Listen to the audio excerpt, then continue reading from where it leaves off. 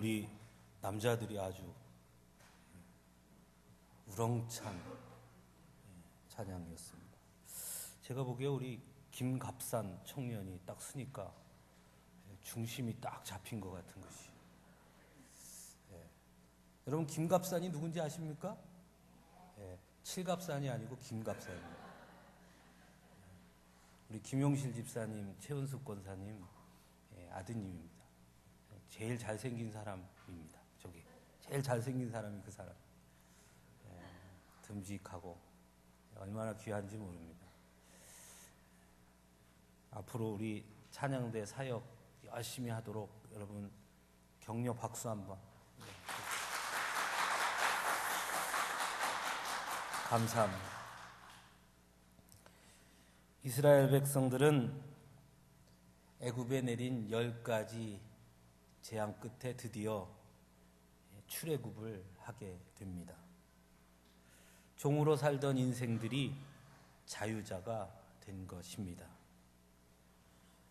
그리고 그들은 이제 하나님께서 자신들에게 약속하신 그리고 허락하실 그 가나안 땅을 꿈꾸며 소망에 찬 발걸음을 힘차게 내딛게 되었습니다.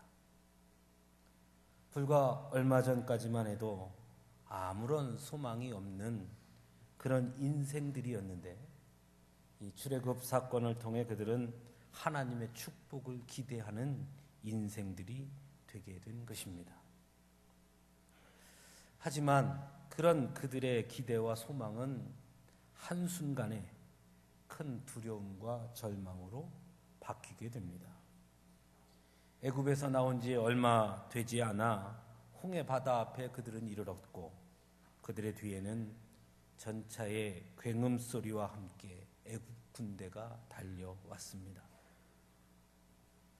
이스라엘 백성들은 그 사건 앞에서 두려움과 절망으로 절규를 합니다. 하지만 우리가 잘 아는 대로 하나님께서는 홍해 바다를 갈라주시고 넘실대며 출렁이던 바다가 맨 땅처럼 말라버린 바닷길을 그들 앞에 내어놓아 주십니다. 이스라엘 백성들은 애굽 군대를 뒤로 한 채 홍해를 건너게 되었고 그들을 쫓아오던 애굽 군대는 온데간데 없이 바닷물과 함께 사라지고 말았습니다. 이 놀라운 경험은, 이 놀라운 기적을 목도한 이스라엘 백성들은 하나님 앞에 한없는 찬송의 노래를 올려드립니다.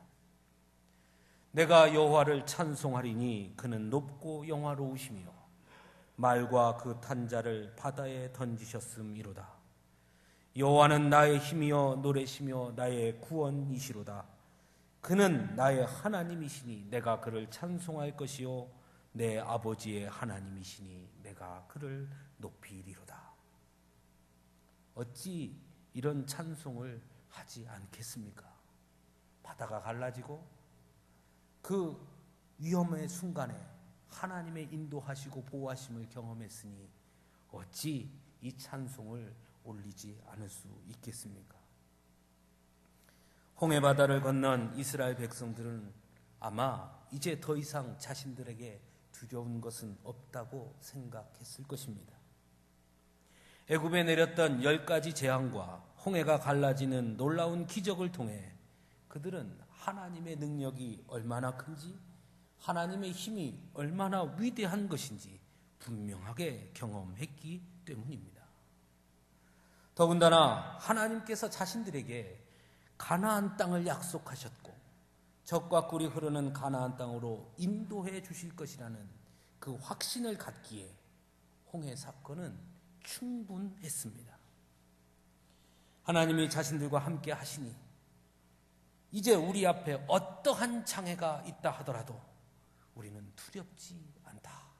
그렇게 생각했을 것입니다. 하지만 이러한 그들의 생각과 다짐은 얼마 가지 못했습니다. 오늘 본문에 보면 3일이 지나지 못합니다. 불과 홍해를 건넌 후 3일 만에 그들의 입술에 있던 찬송과 그들의 가슴 속에 있던 기쁨과 확신은 어느새 원망과 불평으로 바뀌게 된 것을 우리는 오늘 성경을 통해 보게 됩니다. 홍해바다를 건넌 후 3일을 걸었으나 이스라엘 백성들에겐 마실 물이 없었습니다. 3일 동안 광야를 걸으면서 마실 물이 없었으니 그들의 갈증은 실로 엄청난 것이었을 것입니다. 그러던 중 어렵게 샘을 발견합니다. 하지만 그들이 애써 발견한 샘의 물은 써서 도저히 먹을 수가 없었습니다. 그들의 그런 갈증과 그 갈증을 해결하기 위해 찾아온 물이 써서 마실 수 없다는 그 절망적인 현실은 그들의 입술에 담겨있던 찬송과 기쁨과 감사를 송두리째 앗아가 버렸습니다. 오히려 그들은 모세를 원망합니다. 우리가 무엇을 마실까 하며 불평합니다. 그리고 써서 마시지 못하는 그 샘의 이름을 마라라 이렇게 부릅니다.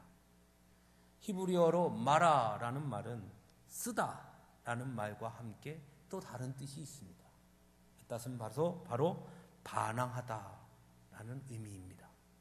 즉 이스라엘 백성들은 갈증 앞에서 쓴 셈의 그 절망의 현실 속에서 하나님께 반항하는 마음을 갖게 된 것입니다. 3일 전에 환호가 이렇게 바뀌어 버렸습니다. 하지만 오늘 말씀을 우리가 보면서 몇 가지 의문이 듭니다. 먼저는 오늘 본문 22절을 한번 보시기 바랍니다. 홍해를 건넌 이스라엘 백성들의 여정을 소개하고 있는데 본문은 이렇게 말씀합니다. 모세가 홍해에서 이스라엘을 인도하며 그들이 나와서 수루 광야로 들어가서 거기서 사흘 길을 걸었으나 물을 얻지 못했다. 즉 모세가 이스라엘 백성들을 그리로 인도했다는 것입니다. 더 정확하게 말하면 모세가 하나님의 명령을 받아 이스라엘 백성들을 홍해로부터 수루 광야로 인도하였다는 것입니다. 더 직접적으로 말하면 그들이 3일 동안 마실 물이 없었던 그 여정은 하나님이 인도하신 길이라는 것입니다. 그들이 쓴 물을 발견하게 된 것 역시 하나님께서 그들을 인도하신 길이라는 사실입니다.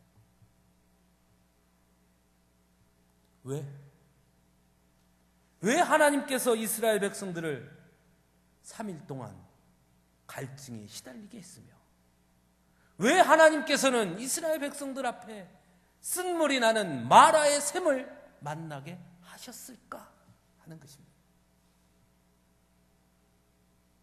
분명 우리 하나님은 광야에서도 샘물을 솟게 하실 수 있는 분이시고 이스라엘 백성들이 단물이 나는 곳으로 인도하실 수 있는 분이십니다. 홍해 바다를 가르신 분이 왜 무엇을 못하시겠습니까? 그런데 왜 하나님께서는 이스라엘 백성들을 3일 동안 갈증 속에 시달리게 했고 왜 하필이면 쓴물이 나는 샘으로 그들을 인도했을까? 그 이유가 무엇일까? 하는 것입니다. 두 번째는 본문 25절입니다. 거기서 여호와께서 그들을 위하여 법도와 율례를 정하시고 그들을 시험하실세라고 증거합니다. 하나님께서 이스라엘 백성들을 시험하셨다는 것입니다. 뭘 시험하고자 하신 것일까요? 하나님께서 마라의 쓴물 앞에 있는 이스라엘 백성들을 그들의 무엇을 시험하고자 하신 것인가 하는 점입니다. 더더욱이 홍해를 가르는 놀라운 능력을 경험한 이스라엘 백성들 앞에 왜 하나님은 그들을 시험해야만 했는가 하는 것입니다.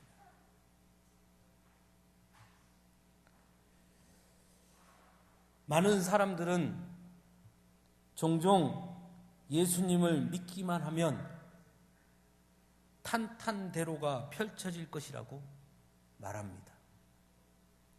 모든 일이 만사형통한다는 것입니다. 사업도 잘 되고 돈도 잘 벌고 하나같이 자녀들도 다 잘 되고 병도 다 낫고 걱정, 근심이 없다는 것이죠.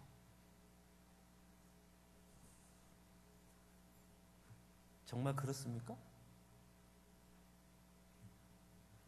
하지만 성경은 오히려 믿음을 가지고 살아가는 하나님의 자녀들의 삶이 광야를 걷는 것과 같다고 말씀합니다.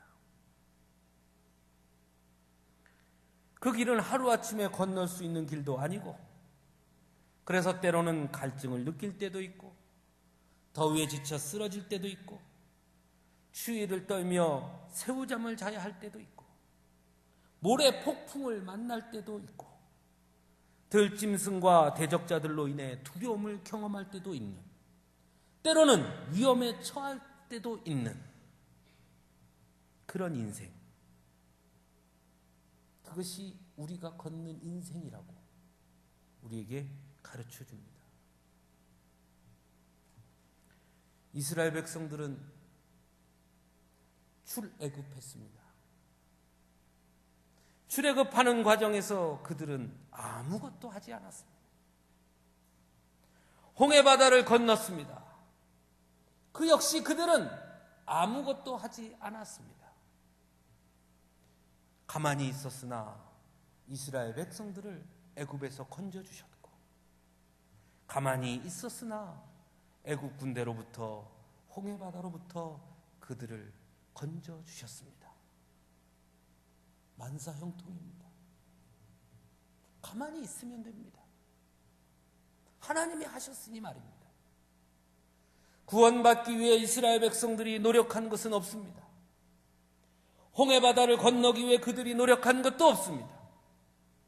애굽 군대를 물리치기 위해 이스라엘 백성들이 한 것은 아무것도 없었습니다. 가만히 있었습니다.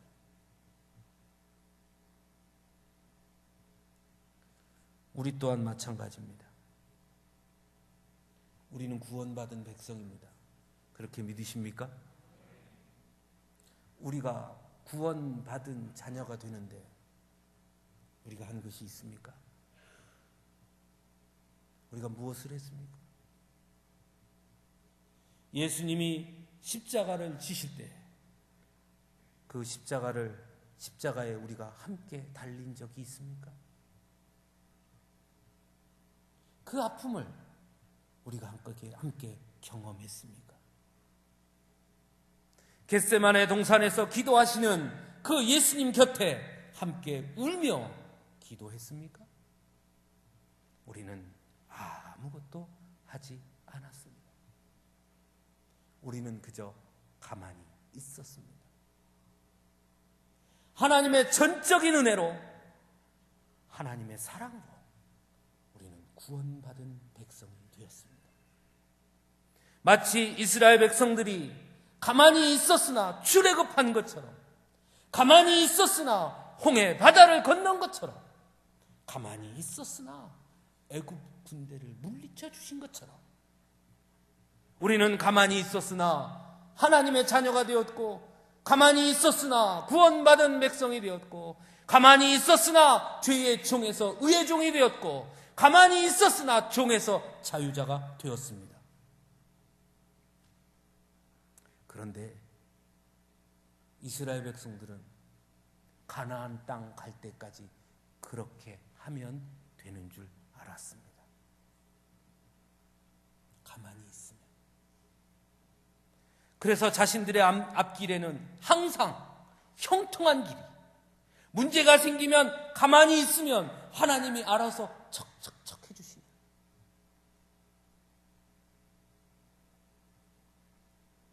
그런데 홍해바다를 건넌 후 그들의 여정은 그들의 생각과 달랐습니다.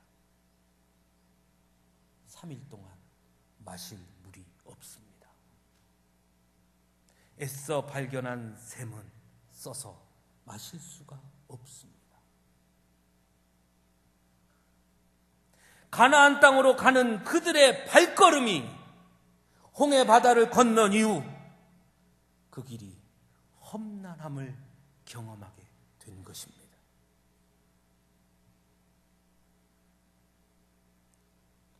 하나님은 이스라엘 백성들에게 어쩌면 그것을 가르쳐 주시고자 했는지도 모릅니다.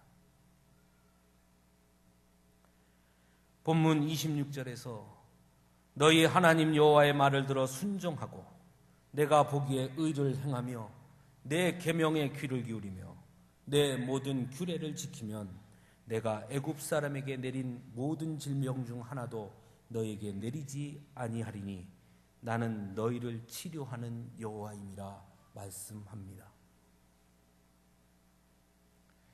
이 말씀 속에 가장 중요한 말씀은 순종이라는 말입니다. 하나님 여호와의 말을 들어 순종하고 마라의 쓴물 앞에서 하나님께서 이스라엘 백성에게 하신 말씀은 순종이라는 말입니다. 순종.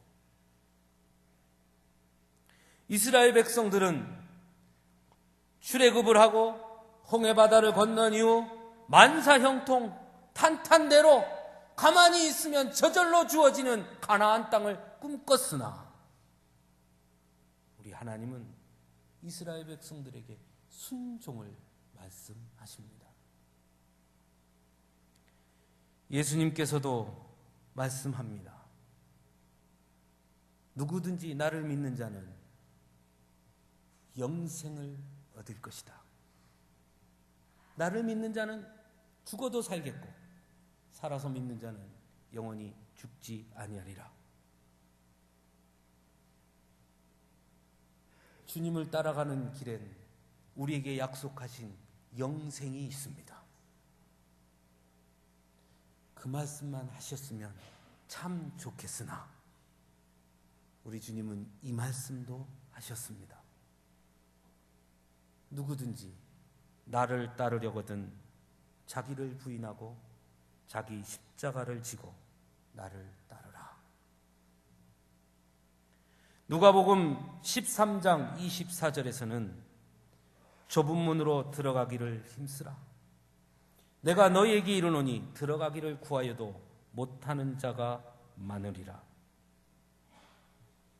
마태복음 7장 14절에서는 생명으로 인도하는 문은 좁고 길이 협착하여 찾는 자가 적음이라. 무슨 말씀입니까? 무슨 뜻입니까? 예수님을 따라가는 길은 그 끝은 영광의 길이고 생명의 길이지만 그러나 그 가는 여정은 탄탄대로도 아니고 모든 것이 갖추어진 넓은 길도 아니고 만사형통의 길도 아니고 모두가 사모하고 사랑할 만한 그런 길이 아니라 오히려 세상적으로 바라보면 그 길은 십자가의 길이고 좁은 길이고 고난의 길이고 고통의 길이고 광야의 길이 될 것임을 말씀하고 있습니다. 그럼에도 불구하고 너희는 나를 따르라.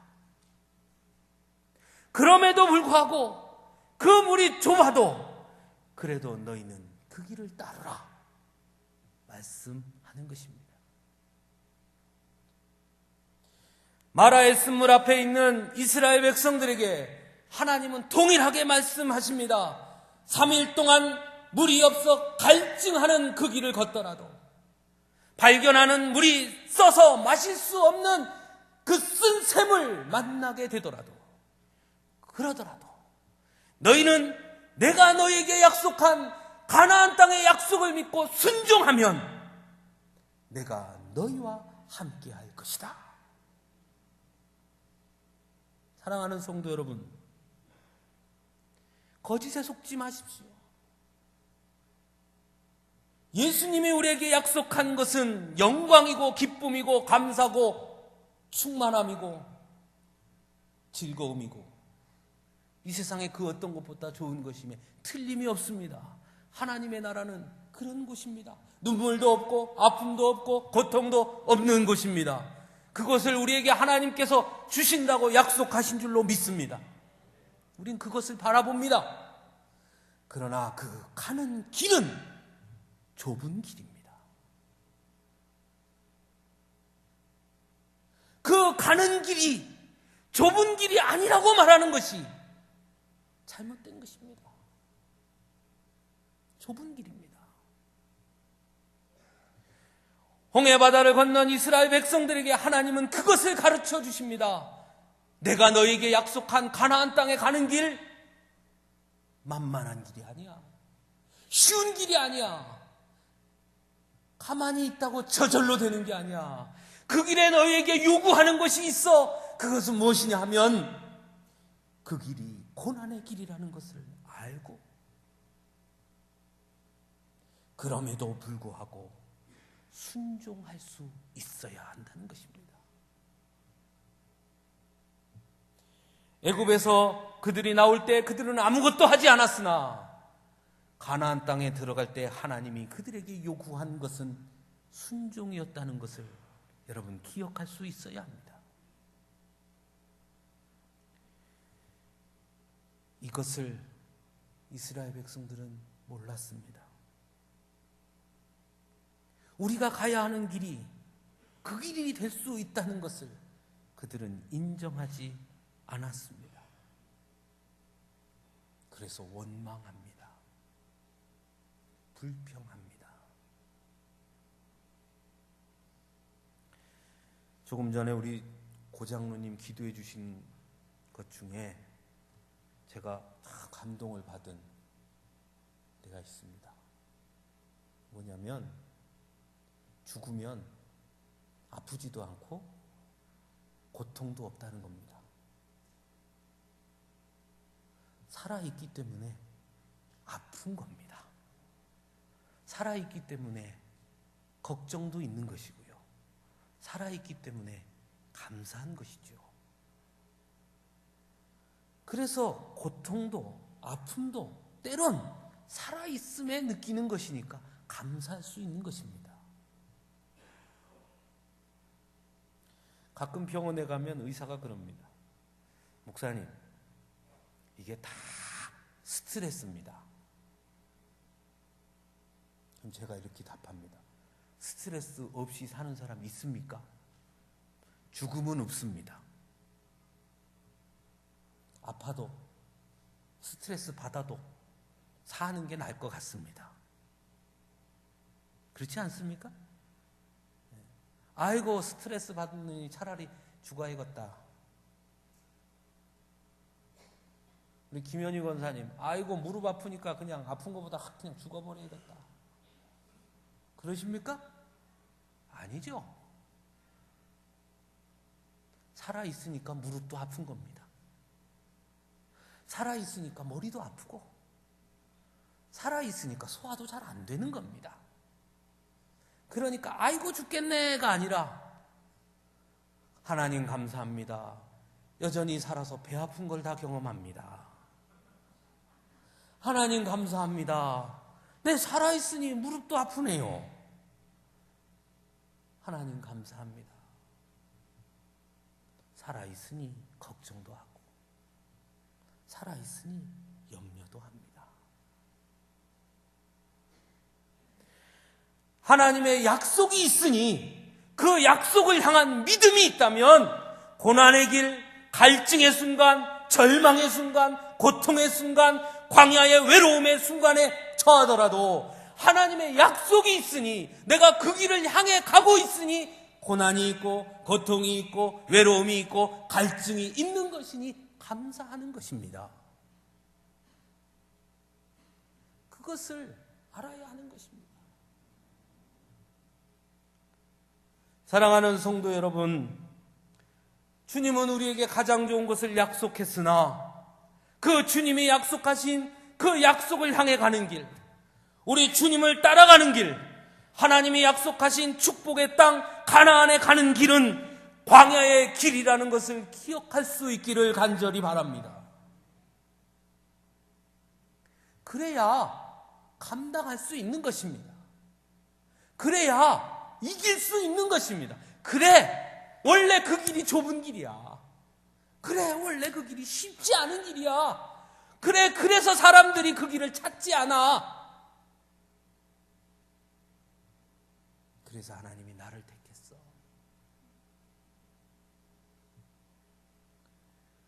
더 중요한 것이 있습니다. 정작 쓴물을 발견하고 아우성을 칩니다. 그 문제를 누가 해결해 주셨습니까? 쓴물을 누가 단물로 바꿔주셨습니까?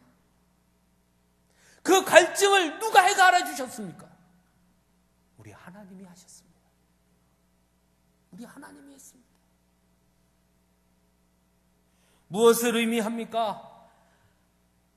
우리가 고난의 순간, 고통의 순간, 어느 순간에 있을지라도 우리 하나님은 그 자리에 우리와 함께 하고 계시다는 사실입니다.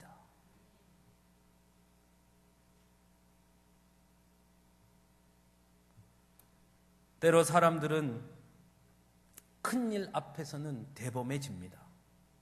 또는 다른 사람의 문제에는 아주 쉽게 이야기하기 쉽습니다.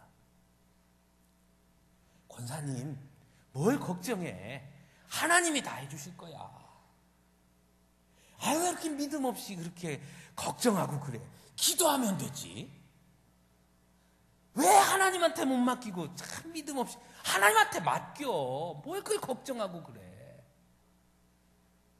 성경 말씀에도 있잖아. 아무것도 염려하지 말고 감사함으로 구하라. 하나님 다 주신다니까. 참 권사님 믿음도 없네. 쉬지 말고 기도하라. 범사에 감사하라. 항상 기뻐하라. 하나님 그러셨잖아. 뭘 걱정을 해? 그렇게 하면 하나님이 다 들어주시는데. 남에게는 참 말 잘합니다. 그러나 내 엄지발가락에 요구만한 티눈 하나만 생겨도 아이고 하나님 아파 죽겠습니다. 아이고 이것 때문에 못 살겠네. 어떻게 하면 좋아. 아이고 힘들어. 그죠? 사람은 참 그러고 보면 약한 존재입니다. 홍해바다 앞에 이스라엘 백성들이 군중이 모여 있습니다. 뒤에는 애굽 군대가 쫓아옵니다. 하나님은 홍해바다를 가르십니다. 그들은 홍해를 건넙니다. 하나님을 찬송합니다. 우리 하나님은 바다도 가르시는 분이다. 우리 하나님이 우리를 이렇게 사랑하시는구나. 할렐루야, 할렐루야. 그런데 3일 내가 목마르니까 다 까먹었습니다. 홍해 바다를 가르신 하나님이고 뭐고 내가 목말라 죽겠네. 내가 죽겠네. 목마름은 나의 문제입니다. 그 앞에 그들은 이스라엘 백성을 구원하신 바다를 가르신 하나님이 기억나지 않습니다. 다른 사람에게는 기도해. 하나님께 맡겨. 그때는 어쩌면 그렇게 유창하게 하나님의 말씀도 착착 나오는지. 아무것도 염려하지 말고 오직 감사함으로 하나님께 구하라. 그리하면 지각에 뛰어나신 하나님께서 너희 마음과 생각을 지키시리라. 그 말씀을 믿어야지. 남에게는 잘 말해놓고 정작 내가 문제가 생기면 아이고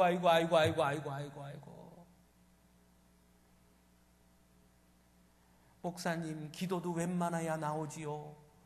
기도가 뭡니까? 기도가 내 문제 앞에서는 콱 자빠지고 고꾸라지는 것이 우리들입니다.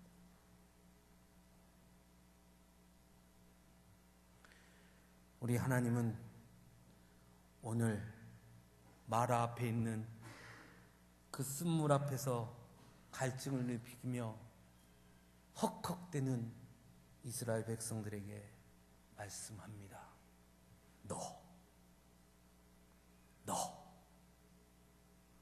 너의 현실의 문제에서도, 바로 너의 문제에서도 나를 따를 수 있겠냐? 바로 내가 목마를 때도, 바로 내가 힘이 들 때도, 때로 너 혼자 있을 때라도, 그때도 너는 나를 따를 수 있겠냐? 순종할 수 있겠냐? 그때도 하나님을 의지할 수 있겠냐? 그때도 하나님의 말씀을 붙잡을 수 있겠냐? 물으십니다.